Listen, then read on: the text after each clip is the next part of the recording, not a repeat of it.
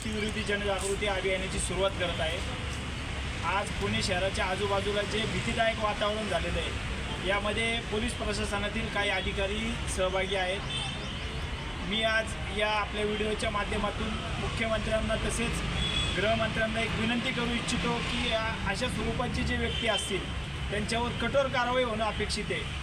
ज्या पोलीस स्टेशनमध्ये किंवा ज्या हद्दीमध्ये अशा स्वरूपाचं मोठ्या स्वरूपात ड्रग्ज किंवा इतर नशाचे काही साधन सापडले सदर त्या ठिकाणच्या जबाबदार व्यक्तींवर मोठ्या स्वरूपात कारवाई होणं अपेक्षित आहे। तर आज आमच्या संघटनेच्या वतीने आम्ही या जनजागृती अभियानाला सुरुवात करीत आहे। आम्ही अनेक कॉलेजेसमध्ये जाऊन तसेच विविध वेगवेगळ्या झोपडपट्ट्यांमध्ये जाऊन या स्वरूपात एक जनजागृती करणारे माझं नागरिकांनाही आव्हान राहील अशा स्वरूपाचे जर कुठं काही अनुचित प्रकार आढळला की कुठं जर ड्रग्ज घेतलं जातं आहे किंवा कुठं ड्रग्जचं काही इम्प्लिमेंट होतं आहे तर त्यावेळेस तुम्ही 100% स्थानिक पोलीस प्रशासनाशी संपर्क साधा।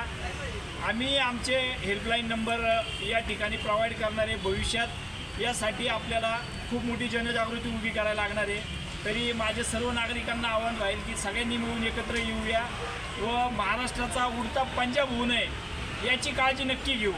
कारण पंजाबमध्ये खूप मोठ्या स्वरूपात याचा विळखा पसरलेला आहे आणि तोच आज महाराष्ट्रामध्ये दिसतो आहे। आपल्या पूर्ण महाराष्ट्रात जवळपास नाशिक आणि पुण्यातून 40,000 कोटी इतक्या मोठ्या स्वरूपात हे ड्रग्ज सापडलेले आहे या किमतीचे।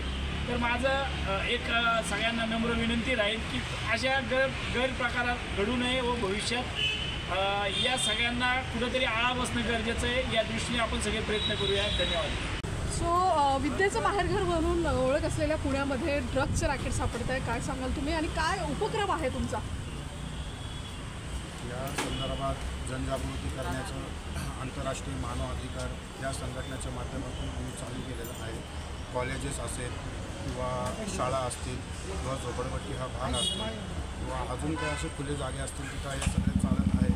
त्यासाठी चालू केलेलं आहे जनजागृती। काय काय असणार आहे त्याच्यामध्ये जनजागृती म्हणजे काय नेमकं? जनजागृती करताना आम्ही एक फिरता टेम्पो आमच्या वतीने बॅनर त्याच्यावर हे करून लावून करण्यात येणार आहे। तसेच आमची पत्रकं आहेत ती पत्रकं आम्ही झोपडपट्टी शाळा तसेच कॉलेजेसमध्ये जाऊन वाटणार आहोत व येणाऱ्या काळात पोलीस प्रशासनाने आणखी थोडं कडक भूमिका राबवत याला कुठंतरी जरब बसावी आळा बसावी या उद्देशाने प्रत्येक पोलीस स्टेशनमध्ये जाऊन आम्ही एक निवेदन देणार आहे। महिला दिनानिमित्त आम्ही तेच आमच्या सर्व भगिनीताईंना एक विनम्र आवाहन करू इच्छितो की प्रत्येक घरातील पालकांवर कुठेतरी लक्ष देणं गरजेचं आहे। कुठंतरी त्यांना जाणीवपूर्वक व्हिडिओ कॉल करून त्यांची माहिती घेऊन, कारण आज आपण बघितलं एक थोड्या दिवसापूर्वी एक व्हिडिओ व्हायरल झाला होता, मी नाव घेत नाही, परंतु अत्यंत चुकीच्या पद्धतीने त्या विद्यार्थिनी त्या ठिकाणी सापडलेल्या होत्या।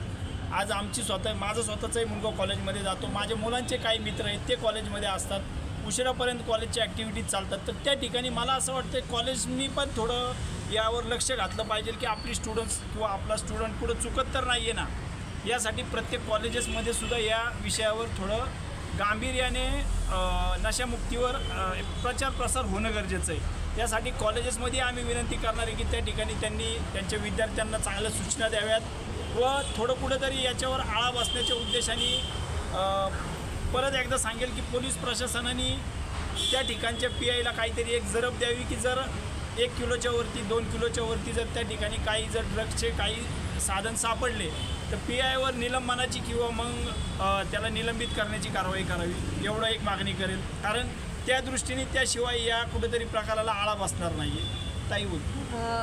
पुण्यात खूप PG झालेत कारण बाहेरून मुलं येतात ते जॉबसाठी म्हणा एज्युकेशनसाठी वेगळे क्लासेससाठी, तर मला वाटतं सगळ्यात जास्ती तर PGच कारणीभूत झालेले आहेत। रात्रभर पोरं फिरत असतात, काय तर ITचा जॉब म्हणतात, खोटं बोलतात, तर मला वाटतं हे स्ट्रिक्ट केलं पाहिजे, त्यांचे ID चेक केले पाहिजे।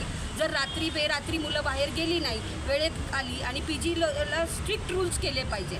तर प्रत्येक पोलीसवाल्यांनी मला वाटतं 2 दिवसाला जाऊन त्या PGच्या मुलांचं वातावरण बघितलं पाहिजे. तर मला वाटतं खूप काही 80% कंट्रोल येईल, कारण हे बाहेरच्या क्राऊड मुलं हा जो प्रकार चालला आहे पुण्यात बिघडला आहे पुणे 3 वर्षापासून हे बाहेरच्या क्राऊडमुळे जास्त असं मला वाटतं. विद्यार्थ्यांना वेटिंग करण्यापेक्षा आपली पोलीस यंत्रणा कुठेतरी कुचकामी आहे. हो, म्हणूनच असं नाही वाटत म्हटलं का तुम्हाला? आहे, म्हणूनच म्हटलं की 2 दिवसाला प्रत्येक PG एरिया वाईज जे आहेत त्यांचा डाटा केला पाहिजे. तिथं जाऊन चेक केलं पाहिजे की मुलं किती वाजता येतात, कुठं जातात, काय करतात. आणि हे जे रात्रीचे हॉटेल्स हे ते चालू आहे बंद करा. आपोआप मुलं घरात थांबतील, PGत थांबतील. तर मला वाटतं हो, सरकारनेच हे रूल केले पाहिजे ना. जसं पहिलं होतं की 12 नंतर काहीच ओपन नसायचं, तर आपोआप रोडला काय आहे म्हणून विचारलं तर कुठं चाललंय, काय चाललंय, असे जसे पहिला थांबून विचारायचे. ड्रिंक अँड ड्राईव्हमध्ये करायचे, जेव्हा पार्टी येते तेव्हाच करतात. तसं करू नका. तुम्ही वर्षभर हे ड्राईव्ह चालू ठेवा.